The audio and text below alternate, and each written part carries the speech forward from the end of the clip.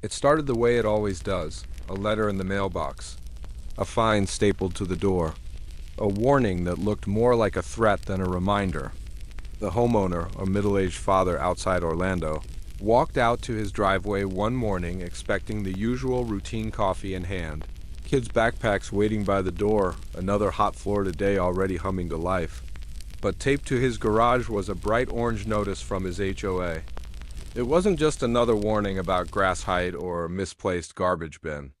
It was something far worse, a demand for money, an ultimatum backed by lawyers, and the looming possibility of foreclosure if he didn't comply. His crime? Leaving his trash cans out too long after pickup. For that, his HOA had fined him $100 when he didn't pay immediately out of principle. Out of frustration, the fine stacked. That morning he wasn't thinking about politics. He wasn't thinking about laws. He was thinking about the roof over his kids' heads. And yet, what happened next would ripple far beyond his subdivision. Because in 2025, Florida isn't just dealing with another HOA horror story. This time, the abuse has reached a boiling point. And for the first time in state history, a lawmaker has proposed something almost unthinkable, banning HOAs altogether. Imagine that. The state that built entire neighborhoods around homeowners associations. The state with some of the strictest HOA laws in the country. Now, entertaining the idea that these associations, the same ones that promise order, amenities, and stability, may be too broken to save. To anyone who's never lived under an HOA, it sounds extreme, too dramatic even. But to millions of Floridians trapped in these communities, it feels overdue because they know the pattern. First, it's the small infractions, a cracked mailbox, holiday lights left up too long, a pickup truck parked in a driveway. Then it's the escalating fees, the attorney's letters, the board meetings where neighbors suddenly turn into adversaries. Finally, it's the weapon of last resort, foreclosure, and HOA's power to take away your home, not for unpaid taxes, not for missed mortgage payments, but for violations of rules that were never voted on by the public. And the stories pile up like storm debris after a hurricane. A mother fined $500 a day for installing an interior doorway without approval. A veteran threatened with foreclosure because he flew the American flag at the wrong angle. Entire condo complexes shut off from water service by boards acting without legal authority. One by one, these cases make headlines. But together, they paint a chilling picture. HOAs aren't just private clubs, they've become shadow governments, ruling over millions of Americans with very little oversight. Which brings us back to the orange notice taped to that garage door. That notice wasn't just another fine, it was a spark. When the homeowner shared his story, others followed. Online forums filled with tales of abuse, neighbors bankrupted, retirees harassed, families trapped in endless battles against their own boards. Soon, those stories weren't just whispers, they were front-page news. And that's when Florida Representative Juan Porras stepped into the storm. In a move that stunned lobbyists, developers, and homeowners alike. Porras announced that he would introduce legislation to do what no state had dared, explore banning HOAs outright. Not reform, not oversight, a full-scale dismantling of the system that governs most new homes in the Sunshine State. He framed it simply, homeowners deserve freedom, not domination. The reaction was immediate. HOA boards panicked. Management companies warned of chaos. Lobbying groups painted apocalyptic pictures. Neighborhoods descending into disorder. Lawns overgrown, pools abandoned, property values collapsing overnight. But homeowners, the ones living under constant surveillance and fines, saw something else. Hope. For the first time, someone in power was speaking their language. And suddenly, the battle lines were drawn. On one side, the entrenched system of developers, attorneys, and board presidents who depend on HOAs to enforce order and generate revenue. On the other, everyday families, worn down by years of fines, harassment, and legal threats, finally rallying behind the idea that maybe, just maybe, HOAs had gone too far. But here's the catch. Banning HOAs isn't like flipping a switch. These associations aren't just neighbors with clipboards, they're corporations with contracts, legal rights, and armies of lawyers. They control roads, pools, lakes, landscaping, insurance, and in some cases, utilities. Tear them down without a plan, and entire communities could collapse into confusion. That's the tension at the heart of Florida's fight. Are HOAs too corrupt to fix or too ingrained to kill? And more importantly, if HOAs can be banned in Florida, could the rest of America be next? This is the story of Florida's HOA rebellion. A story of families who've lost their homes, lawmakers willing to take risks, and communities caught between order and oppression. It's about the hidden empire of power that lives not in city halls or state capitals, but in cul-de-sacs and gated subdivisions. It's about neighbors turned enforcers, lawyers on speed dial, and the chilling reality that in America, you can do everything right, pay your mortgage, mow your lawn, raise your kids, and still lose everything to an association you never truly chose. But this was only the beginning. Because as Florida debates the unthinkable, one question looms over every subdivision, every pool deck, every boardroom in the state. What happens when the people finally turn against their HOAs? To understand how Florida could even arrive at the doorstep of an HOA ban, you first have to understand how deeply HOAs are woven into the very fabric of the state. When people picture Florida living, they imagine gated communities with palm-lined boulevards, sparkling lakes bordered by manicured lawns, pastel stucco homes with tiled roofs, and glossy brochures promising maintenance-free living. What most don't realize is that behind the pools, the security gates, and the carefully written deed restrictions lies a system that quietly controls the lives of millions, the Homeowners Association. Florida.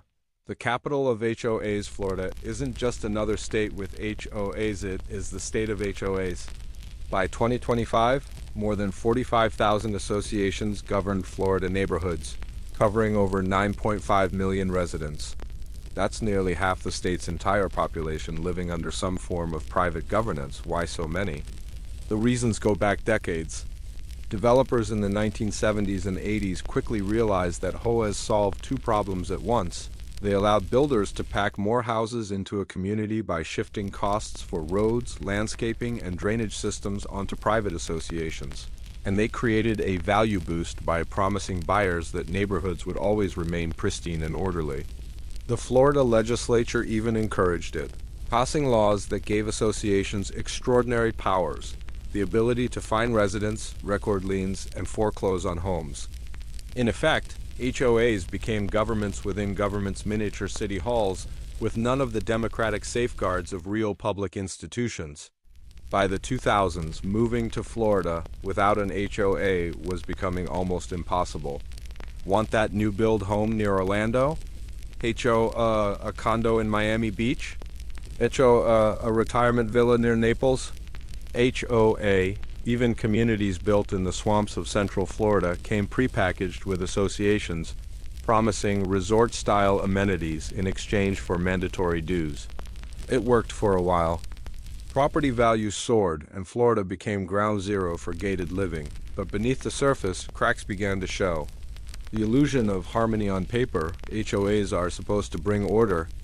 Their mission statements talk about protecting investments, preserving community aesthetics, and creating unity among neighbors.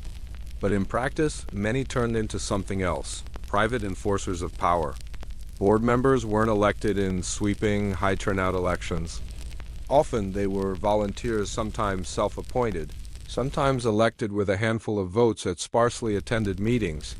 With little oversight, those boards gained sweeping control. They could dictate the color of your house. They could control where you parked. They could deny you landscaping choices, home additions, or even holiday decorations. And if you resisted, they could fine you, sue you, and even take your home. To the outside world, these communities look like havens of stability.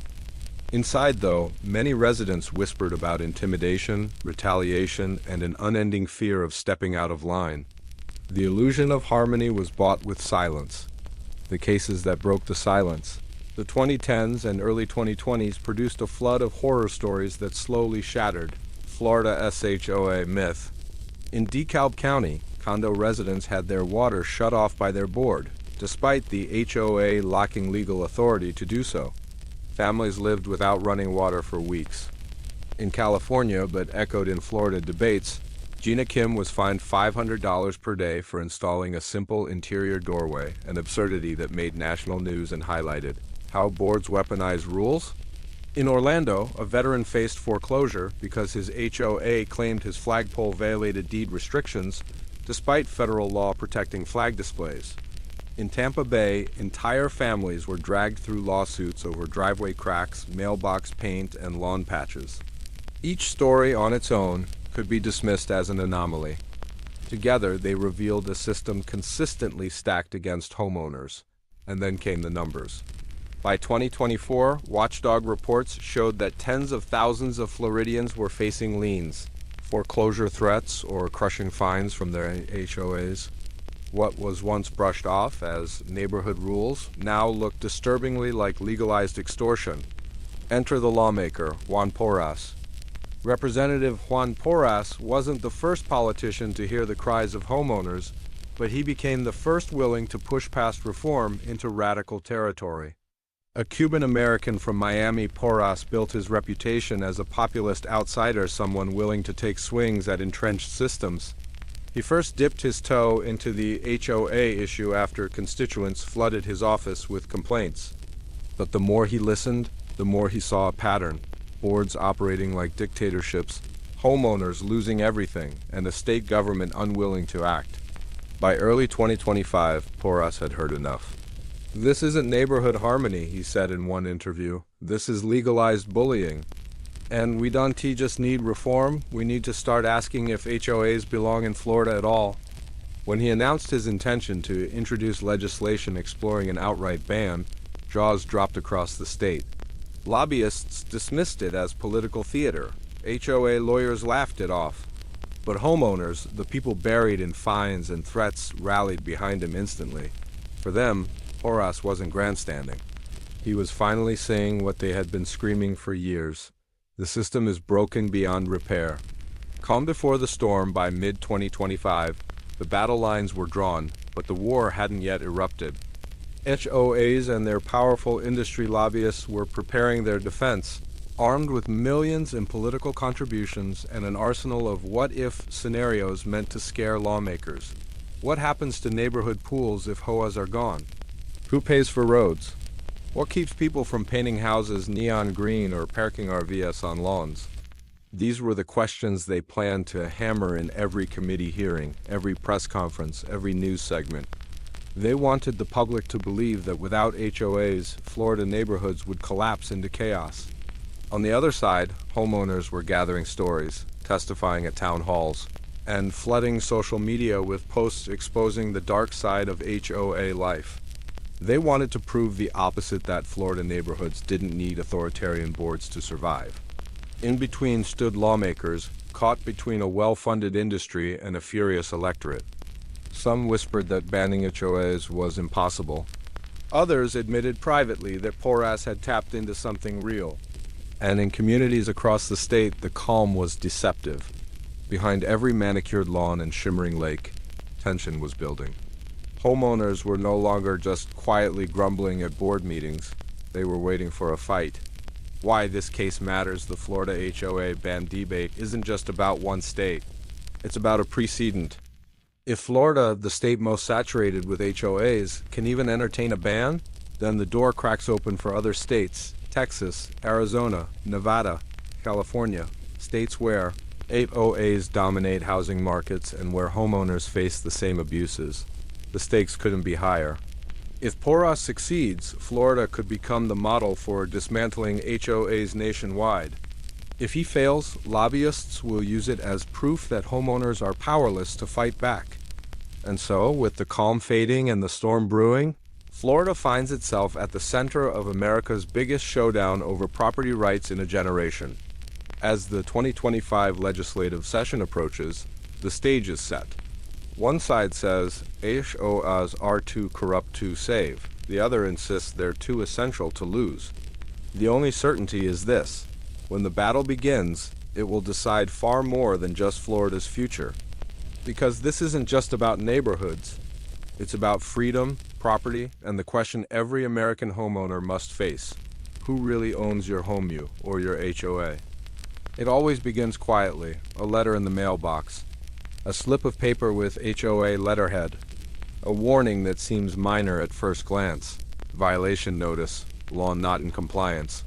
For one Orlando family, the first violation was about the length of their grass. They trimmed it, thinking the issue was resolved. A week later, a second notice appeared, this time about a basketball hoop in the driveway. By the third notice, the language had changed. Failure to comply may result in fines and legal action. The HOA had escalated from friendly reminders to threats of financial penalties. It felt like being stalked by your own neighborhood, the homeowner later recalled. You couldn't relax. Every day you wondered what they'd find next. The human toll of escalation. Florida homeowners began reporting stories like this across counties, minor disputes spiraling into existential threats. A Naples retiree said her HOA fined her $100 a day for a cracked driveway. A family in Kissimmee lost access to their community pool after late dues, only to find their car towed from their driveway days later. The conflict wasn't just about lawns or pools. It was about power and punishment. By 2023, the Tampa Bay Times reported a sharp rise in HOA-related lawsuits statewide. Cases that once would have been handled with a warning or a neighborly compromise were instead heading straight into court. And in nearly every case, the board held the upper hand. How the board's weaponized authority HOAs in Florida are backed by state statutes that give them surprising leverage.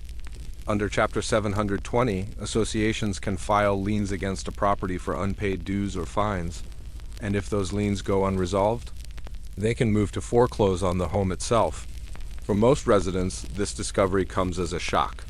They believe their mortgage lender is the only one who could ever take their house. Instead, a volunteer board, sometimes just 3 or 5 neighbors, has the same nuclear option. A Tallahassee homeowner described it bluntly. They had the power to take my house over weeds. This wasn't just hyperbole. Records show dozens of homes have been foreclosed in Florida over disputes that began as small fines. The process is perfectly legal and devastatingly effective as a threat. Retaliation in real time beyond fines and foreclosure, homeowners also described retaliation that felt personal. At one association meeting in Palm Beach County, a resident stood up to question the board's spending on landscaping. Days later, she received 3 violation notices in a single week, one for a garden decoration, another for a discolored fence, and a third for parking her car slightly over the sidewalk line. Neighbors began whispering that the board had it out for her. She didn't disagree.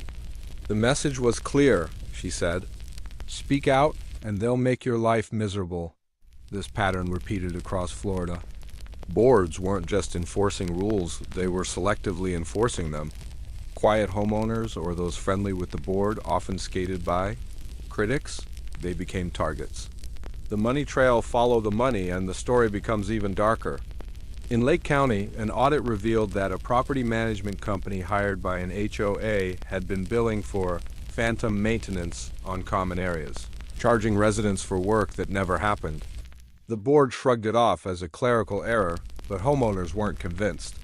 Elsewhere, board members were accused of steering contracts to friends' companies, approving inflated bids and pocketing kickbacks. One Reddit commenter who claimed to have served on a Florida HOA board admitted, "It's too easy.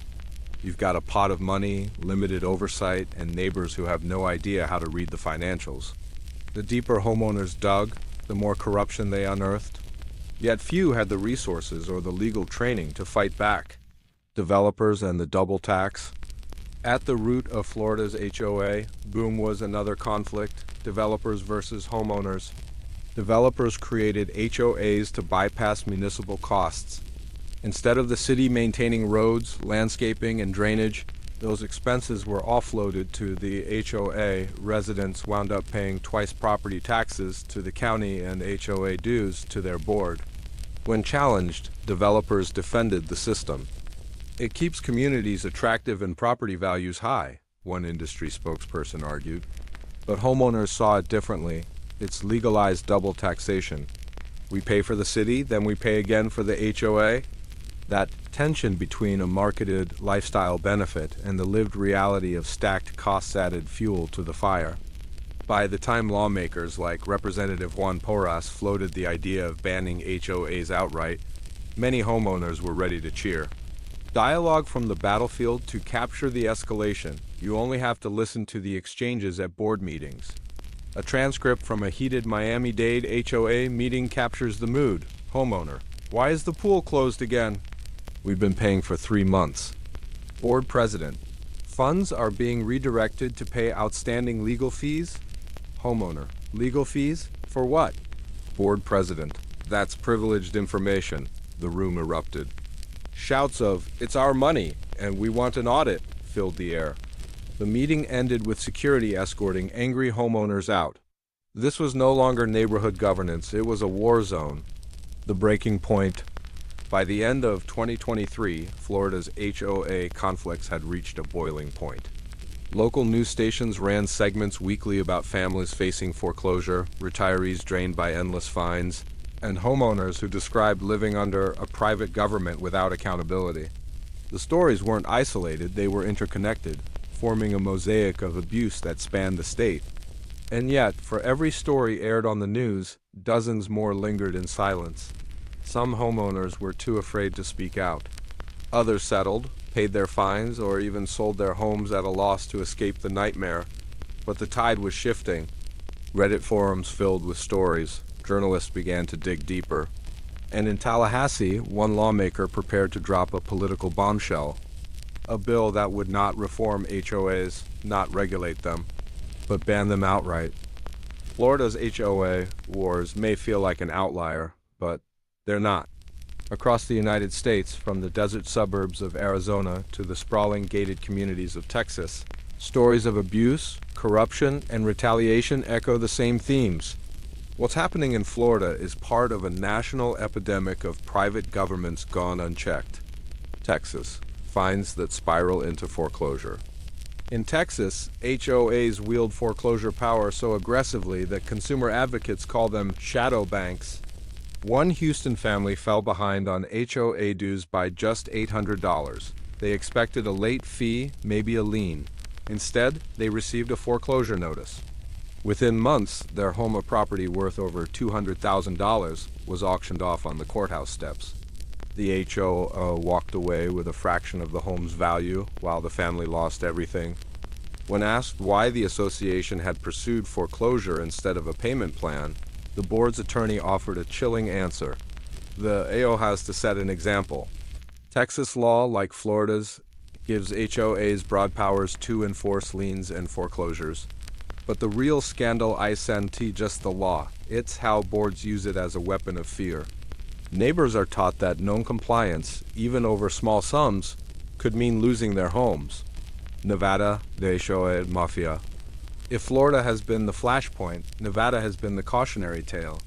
In the mid-2000s, Las Vegas was rocked by a massive HOA corruption scandal that federal investigators later called the largest case of HOA fraud in U.S. history.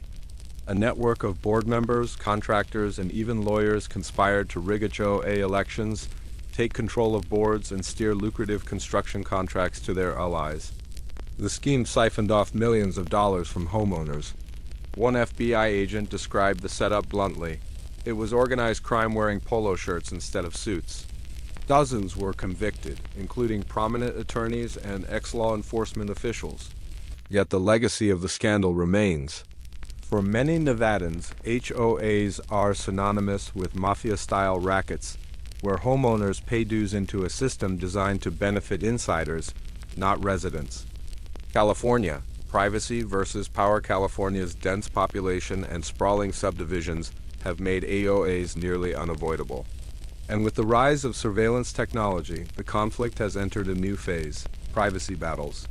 In one case, a homeowner in Orange County was fined for installing a Ring doorbell camera without board approval. The HOA argued that it violated architectural guidelines. The homeowner countered that it was for family safety.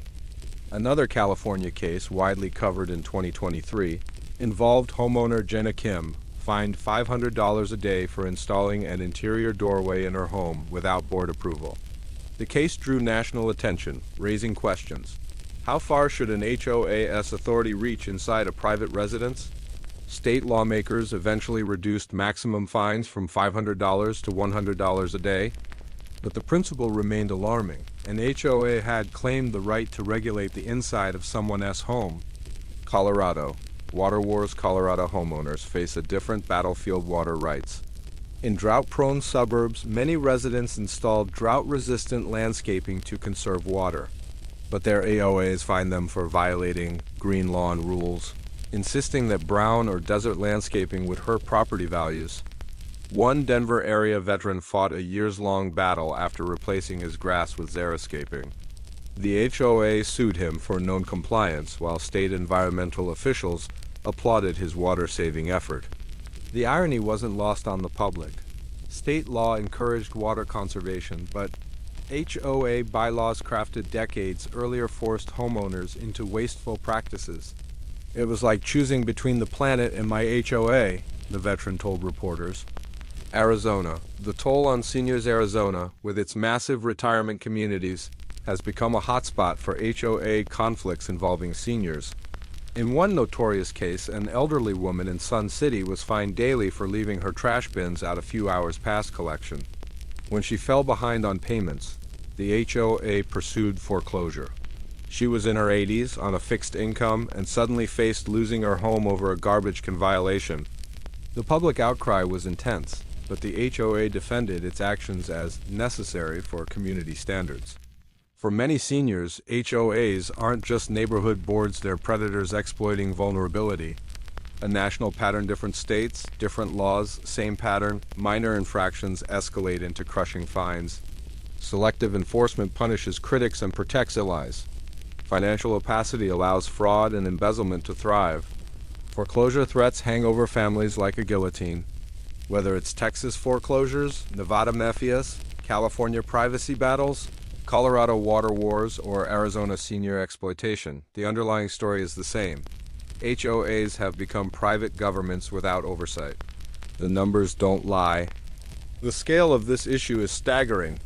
According to the Community Associations Institute, (CI), over 75 million Americans live under HOAs, across more than 350,000 associations nationwide. That's nearly 1 in 4 U.S. residents, and while many HOAs operate quietly, the sheer number of horror stories suggests systemic issues.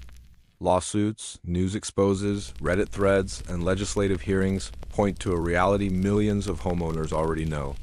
The HOA system is ripe for abuse, and those abuses aren't rare cases. They're the predictable outcome of concentrated power, weak oversight, and financial temptation. From local to federal attention until recently, HOA conflicts were treated as local disputes, but the scale has grown too large to ignore. In states like Florida, Texas, and Nevada, lawmakers are now facing pressure to regulate or even abolish HOAs. Legal scholars compare the system to a shadow government that collects taxes, dues, enforces laws, rules, and wields the death penalty of housing foreclosure. Yet, unlike real governments, HOAs aren't subject to constitutional protections like free speech or due process in the same way. For many Americans, that realization is terrifying. "I didn't sign up to live under a dictatorship," one California resident wrote on Reddit. "I bought a house. I didn't know I was electing a government." The question hanging over America, Florida, may be the first state where lawmakers are openly debating a ban. But the question isn't limited to the Sunshine State anymore. If HOAs are abusing power across the country, if families in Houston, Las Vegas, Los Angeles, and Denver are facing the same injustices, then the issue isn't regional. It's national. And it raises the question that homeowners, lawmakers, and even legal scholars are beginning to ask out loud: should HOAs exist at all? When people hear the word government, they think of city councils, state legislatures, or Congress. But across the United States, tens of millions live under a different kind of government, one they never voted for, one that isn't bound by the Constitution, and one that can strip them of their most valuable asset, their home. That government is the Homeowners Association. The deeper we dig, the clearer the problem becomes. HOAs operate in a gray area of law-private contracts with public powers. And that gray area has created some of the most troubling legal and ethical questions of modern American life. The contract trap on paper HOA authority comes from a contract, the covenants, conditions, and restrictions, CC and RS, that homeowners automatically agree to when they buy into a community. The argument is simple. You sign the papers, so you consented to the rules. But how real is that consent? In practice, buyers rarely read the hundreds of pages of CC and RS. Even if they did, they'd have no bargaining power to change them. Moving into a modern subdivision without an HOA is nearly impossible in many states. Legal scholars call this the contract trap, the illusion of choice. The HOA contract is less like a mutual agreement and more like a mandatory surrender of rights. The question of due process. In American law, the government cannot punish someone without due process. If the city fines you, you can appeal. If the police accuse you, you get a lawyer. If the state seizes your property, it must follow strict legal procedures. HOAs, however, often bypass those protections. Boards issue fines, liens, and even foreclosures with minimal oversight. Homeowners may be given notice, but hearings are usually run by the very boards that impose the punishment. It's like being tried in a courtroom where the judge, prosecutor, and jury are all your angry neighbors. This raises an unsettling question.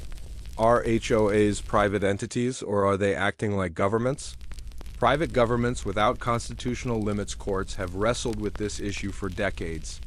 Most have ruled that HOAs are private corporations, not public governments. That means constitutional protections like free speech, equal protection, and due process don't automatically apply. The implications are staggering. A city can't ban you from flying a flag. An HOA can. The government can't punish you for criticizing its leaders. An HOA can fine you for harassment. The Constitution protects your right to privacy in your home. An HOA can demand inspections. In effect, HOAs wield government-like powers but without the constitutional guardrails. Selective enforcement and discrimination, the lack of oversight opens the door to selective enforcement. Boards often enforce rules unevenly, targeting critics or outsiders while ignoring violations by friends and allies. In some cases, enforcement crosses into outright discrimination. A 2021 investigation in North Carolina found that Black homeowners were disproportionately fined by certain HOAs for yard violations that white neighbors committed without consequence. Latino families in Arizona reported being fined for large family gatherings while smaller gatherings of white residents were left alone. These stories expose an ethical problem. HOAs are not just enforcing rules, they're reinforcing power imbalances within communities. Financial conflicts of interest, another ethical fault line, lies in the money. HOAs control massive budgets funded by homeowner dues. Yet financial transparency is often weak, and conflicts of interest run rampant. Board members award contracts to relatives, inflate maintenance costs, or pocket funds. When homeowners demand audits, they're met with hostility or outright retaliation. In one Texas case, a homeowner who exposed financial irregularities was sued by her HOA for defamation. The case dragged on for years, bankrupting her. The ethical issue is simple. Can an organization that collects money like a government but operates like a private club ever be trusted? The foreclosure power, perhaps the most ethically explosive power HOAs wield, is foreclosure. Imagine missing a $200 dues payment. Instead of late fees or debt collection, your HOA places a lien on your home. If you don't pay, they foreclose not the bank, not the government, but your neighbors. Ethically, this flips American property rights on their head. Homeownership is supposed to be secure. You buy a house, pay your mortgage, and it's yours. Yet, under HOA law, your neighbors can take it from you over trivial sums. Is that justice, or is it legalized theft? Legislative half measures. Some states have tried to address these issues. California capped daily fines. Florida passed reforms after investigative reports revealed abuse. Colorado outlawed certain foreclosure practices. But these are band-aids on a systemic wound. The legal foundation of HOAs, the combination of private contract and public power, remains intact. As long as that foundation exists, so will the abuses. The ethical dilemma, community versus control. At the heart of the debate is a paradox. HOAs were created to protect property values and foster community pride. Supporters argue that rules keep neighborhoods clean, prevent blight, and ensure fairness. But protecting property values has become a blank check for authoritarian overreach. Is it ethical to sacrifice personal freedoms for aesthetics? Should a lawn-esque shade of green outweigh an elderly woman-esque right to keep her home? Should community standards silence free speech? These are not small questions. They cut to the core of what it means to live in a free society. The federal blind spot, perhaps the biggest legal gap, is at the federal level.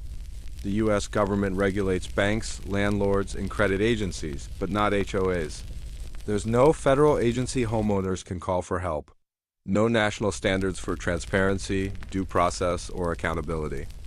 Millions of Americans live under HOA rule, yet Washington treats it as a local issue. Legal experts warn this is a blind spot with growing consequences. As HOAs expand, so will the number of homeowners trapped in legal limbo, citizens bound by contracts that erode their constitutional rights. A democracy within a dictatorship in the end. The legal and ethical implications of HOAs boil down to this. They create tiny dictatorships inside a democracy. On one side of the street, you are an American citizen with constitutional rights. On the other, behind the HOA gates, you're a subject of a private government with unchecked powers. That contradiction isn't just a nuisance. It's a threat to the very idea of homeownership, freedom, and equality under the law. The unanswered question, every case, every scandal, every foreclosure leads back to the same haunting question. Can homeowners associations coexist with American democracy? And if the answer is no, then the movement brewing in Florida, the push to abolish HOAs altogether, may not just be about property rights. It may be about reclaiming the very principles of freedom and fairness that the nation was built upon. When we look at the homeowners association system through a legal lens, the most important thing to understand is this. HOAs are private entities that exercise public powers. That combination is both unusual and dangerous. Let me explain. The nature of HOA authority: most Americans don't realize that their HOA is not a branch of government. It's a corporation, a private business formed under state nonprofit laws. Its authority comes from private contracts, not public statutes. But the powers it holds resemble those of government: taxing through assessments, policing through fines, and even seizing property through foreclosure. This is why many scholars describe HOAs as private governments. The Constitution was designed to limit public power. But because HOAs are private, those limits don't apply, and that gap is where abuses thrive. Why consent doesn't solve the problem. The argument you often hear is that homeowners consented to HOA rules when they bought their property. But as a contract law scholar, I would point out that this is not true consent in the traditional sense. When you purchase a home in an HOA community, you cannot negotiate the terms. You cannot cross out rules you dislike. The CC and RS are written by developers and recorded long before the first family moves in. So when defenders of HOAs say if you don't like it, don't buy there, they are ignoring the market reality. In many states, you simply cannot buy a new home without entering an HOA. That's not meaningful choice. That's compulsion disguised as consent. The due process gap, the due process problem, is particularly troubling. In the United States, if the government fines you, you can appeal to a neutral court. But in HOAs, the board that imposes the fine is often the same board that hears your appeal. This violates the very principle of impartial justice. Imagine being accused of speeding by a police officer, and then having that same officer sit as the judge in your traffic court. That is the reality homeowners face every day in HOA hearings. The law allows this because HOAs are not considered state actors, but ethically it is deeply flawed. If we value fairness in our society, we must demand that punishment and judgment be separated even in private governance. Selective enforcement and power imbalances. Another critical point is selective enforcement. The rules on paper may look neutral: everyone must mow their lawn, everyone must keep their trash bins hidden. But enforcement is often anything but neutral. Boards have enormous discretion. They can choose to enforce against one homeowner while ignoring the same violation next door. And when the enforcers are neighbors, personal bias inevitably creeps in. What we see, time and again, is that enforcement becomes a tool of power used against dissenters, minorities, or anyone who dares to challenge the board's authority. In constitutional law, we would call that arbitrary and capricious enforcement. In HOA law, it is simply business as usual. Financial conflicts of interest. Then there is the financial dimension. Because HOAs are corporations, they manage budgets worth millions of dollars across the country. They hire contractors, manage reserve funds, and award landscaping or repair projects. But unlike public governments, they lack rigorous transparency requirements. Homeowners have a right to request records, but boards can stonewall or intimidate. And whistleblowers often face retaliation. In government, such conflicts of interest would spark audits, investigations, even prosecutions. In HOAs, they often disappear into silence. This is not merely bad management. It raises the ethical question: should neighbors with no formal training in governance hold financial power over the largest investment most families ever make? Foreclosure, the ultimate power of all HOA powers, foreclosure is the most ethically indefensible. Consider this. In most of the country, if you fail to pay your credit card debt, your creditor cannot take your house. If you fall behind on a utility bill, the power company cannot seize your property. But if you miss even a few $100s in HOA dues, your neighbor's people with no financial licenses, no judicial oversight, can initiate foreclosure proceedings and strip you of your home.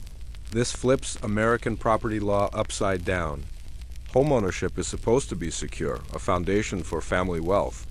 But under HOA law, it becomes conditional, a privilege you can lose over something as trivial as the wrong shade of paint.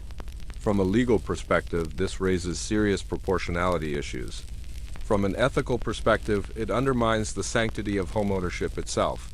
The constitutional blind spot: one of the reasons HOAs remain so unchecked is that federal law has largely ignored them.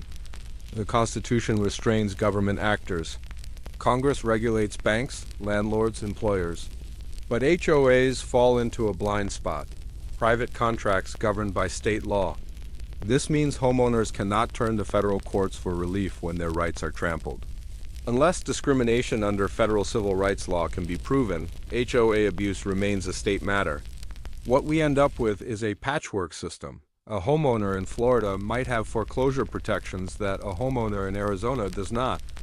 Justice depends not on constitutional principle, but on your zip code. Balancing community interests now, to be fair, not all HO are abusive. Some are well-run, transparent, and genuinely focused on maintaining common areas. Rules against abandoned cars or collapsing fences can serve legitimate community interests. But the problem is not whether some HOAs are good. The problem is that the legal structure allows bad ones to become tyrannical without meaningful checks. It is possible to have community standards without authoritarian power. Cities do this all the time through zoning, code enforcement, and neighborhood associations that lack foreclosure powers. The difference is oversight. Governments are accountable to the Constitution, elections, and courts. HOAs are not.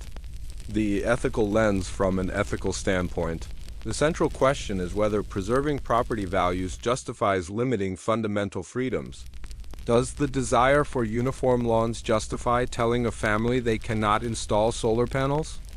Does the fear of declining curb appeal justify threatening foreclosure against a disabled veteran who built a wheelchair ramp without prior approval? Ethics demands proportionality, fairness, and respect for human dignity. Yet too often, HOA enforcement pursues aesthetics at the expense of justice. A path forward, so where do we go from here? Some scholars advocate abolishing HOAs altogether, particularly in states like Florida, where abuses are rampant. Others call for reform, limiting foreclosure powers, mandating due process protections, and requiring transparency in finances. At a minimum, I would argue 3 reforms are urgent: independent due process, Homeowners should have the right to appeal fines and liens to a neutral third party, not just the board. Foreclosure limits. No family should lose their home over unpaid dues or minor violations. Foreclosure should be restricted to banks and governments, not private boards. Transparency mandates. Boards must publish budgets, contracts, and enforcement actions with real penalties for concealment. These reforms would not eliminate HOAs, but they would bring them closer to the ethical and legal standards we expect in a free society. Final reflection at its best, homeownership represents stability, freedom, and the pursuit of the American dream. At its worst, HOA governance undermines all three. As a legal scholar, I see HOAs not just as a housing issue, but as a constitutional challenge hiding in plain sight. They reveal how fragile our rights can become when private contracts are allowed to mimic governments without public safeguards. The question is not whether HOAs maintain neighborhoods. It is whether we as a society are willing to accept miniature dictatorships in exchange for manicured lawns. That is the ethical crossroads we face today. The storm in Florida has done more than ignite debate over HOAs. It has revealed something larger, something national. At its heart, the story isn't only about lawns, pools, or fines.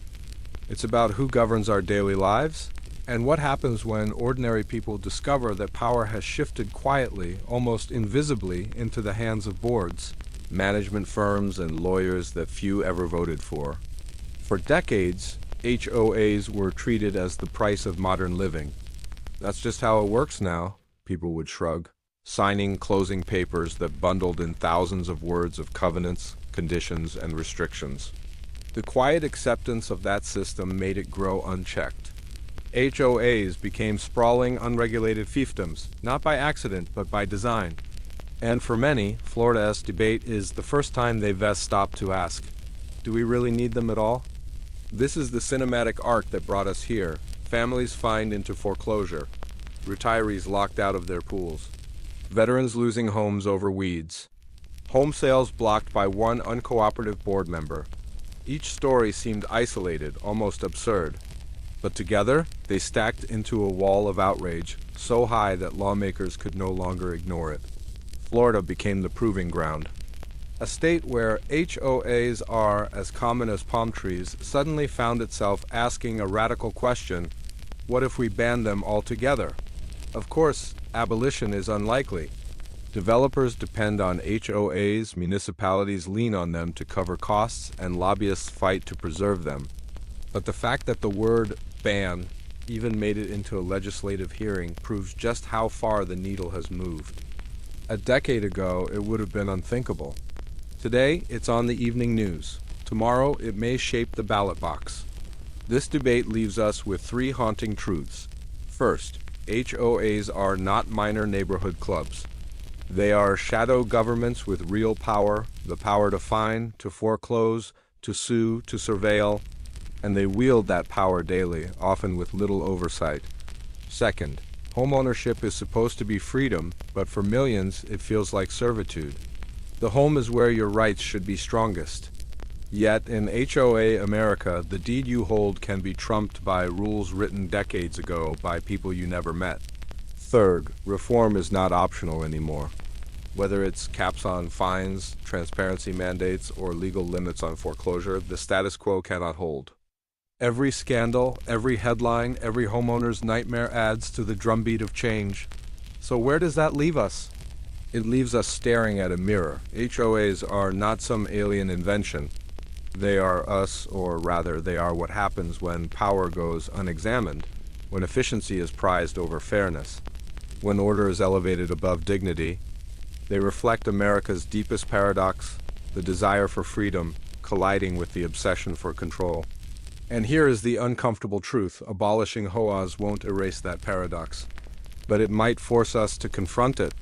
If Florida really dares to pull the plug even partially, it could send shockwaves across the country, inspiring other states to rethink the system, or at least to rein it in. As this chapter closes, the camera pans out. From a cul-de-sac in Orlando, where a family breathes easier after a battle with their board, to a condo tower in Miami, where residents wonder if their bylaws will survive the next legislative session, to a hearing room in Tallahassee where lawmakers weigh the future of community governance in America. The fight isn't over. In fact, it's only just beginning. Because at the core of this story is a simple, powerful question, one that every homeowner, every lawmaker, and every viewer must now ask themselves.